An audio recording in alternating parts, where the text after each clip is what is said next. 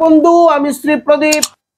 আজকের আলোচনা বিবাহ নিয়ে। বিবাহ, যাদের বিবাহ হচ্ছে না, বহু সম্বন্ধ দেখছেন, বাট আজকের ডেটেও বিবাহটি হয়নি। দিনকে দিন বয়স বেড়ে যাচ্ছে। এই শ্রাবণ মাস সামনেই আসছে। উপবাস থাকুন, যে কোনো সোমবার দিন উপবাস থেকে ভোলে বাবাকে অভিষেক করান। অভিষেক করানোর পর দেখবেন স্বর্ণলতা বৃক্ষ, নিশ্চয়ই দেখেছেন কোনো গাছে হয়, কেউ পরগাছা বলে, ওই হলদে হলদে সোনার রঙের হয় পরগাছা।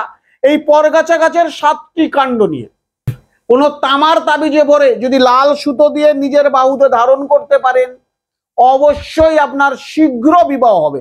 যেদিন আপনি ধারণ করবেন তারপর থেকেই দেখবেন আপনার বিবাহের জন্য আপনার কাছে সম্বন্ধ বা যোগাযোগ আসতে শুরু করে দিয়েছে।